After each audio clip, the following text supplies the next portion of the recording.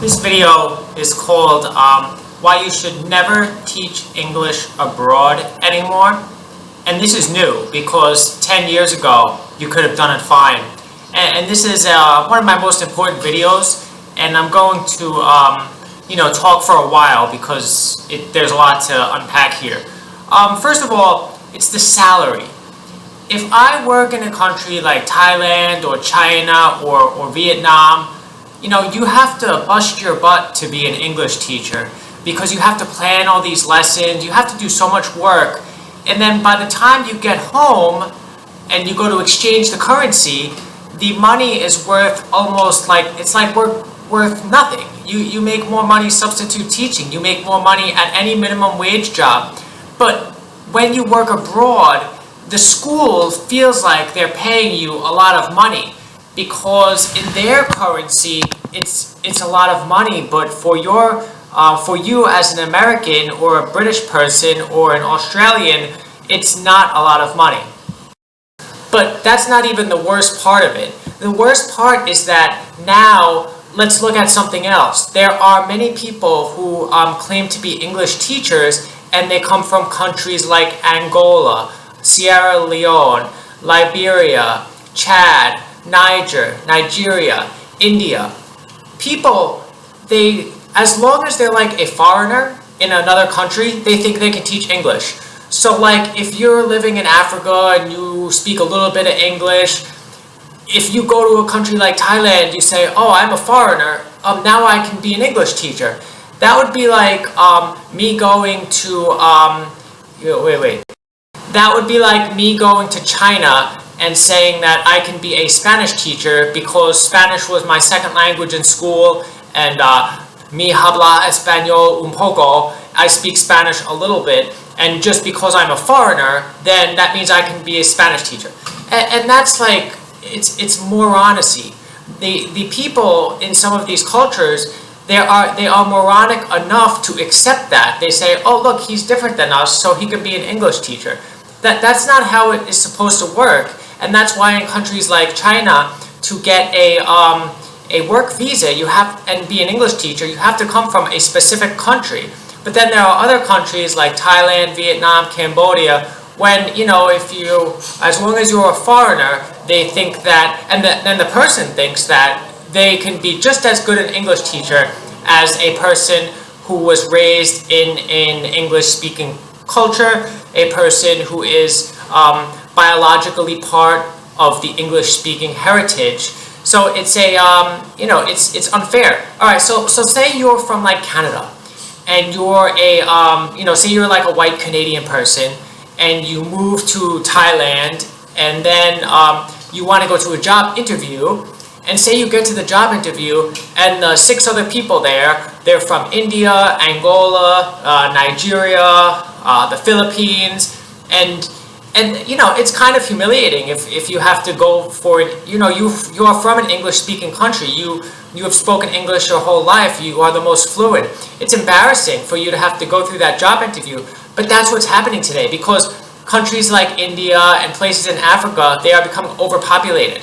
So the people from India and Africa, they are just going out to be English teachers. So not only do these people come to the United States and take our jobs, Google pays the Indian tech workers less, people come from the southern border and take the manual labor jobs.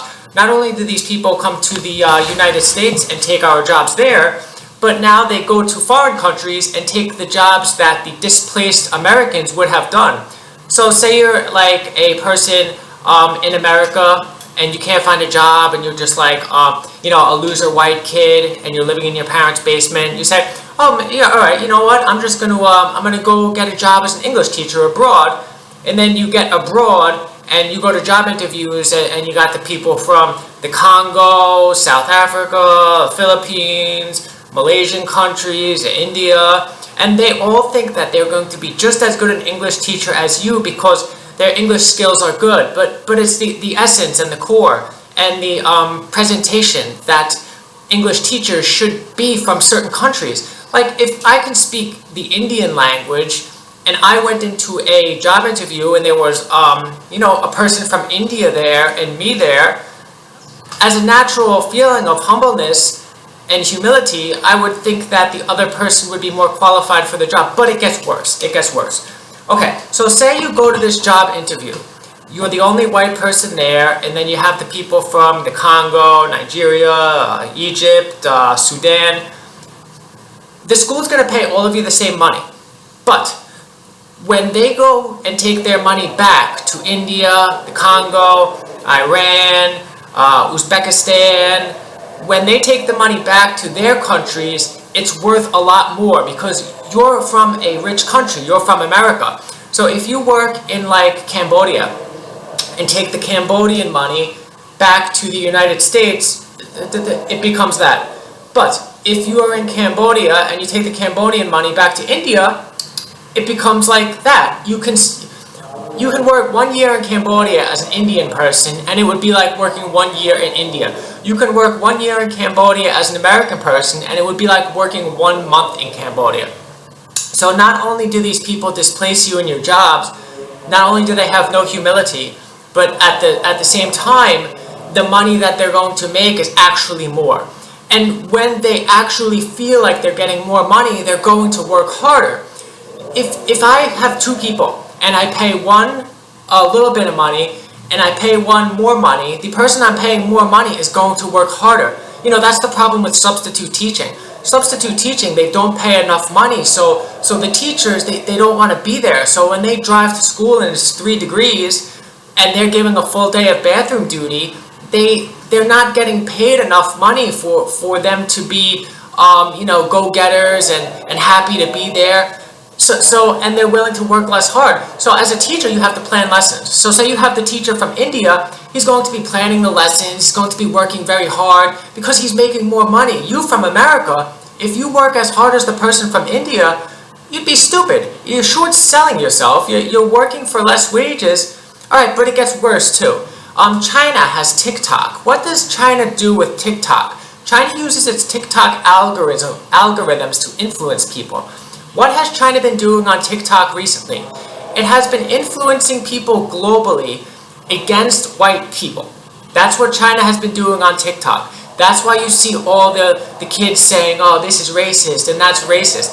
That's a product of Chinese TikTok because China doesn't have hard power, or they don't have to use hard power, they're military. They use their soft power. So anything that China can do to sow confusion against the West, anything China can do to demoralize the young people in the West, it will do on TikTok. So, say you're a white person and you go to Thailand to teach English.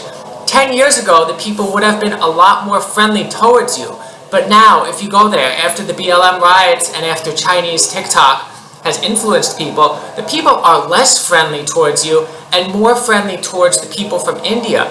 And not only that, they feel that they have more in common with the person from India because people in Asian countries, I don't know about Africa, but people in Asian countries, they care a lot about race. With them, the first thing they almost think about always is race. And they might clothe it in nationality, but when everybody in the nation is the same race, there is really no difference between love of country and love as race. So they feel like they have more in common. The people from Thailand or Vietnam or even China, they feel like they have more in common with the person from Africa than with the white person from the United States.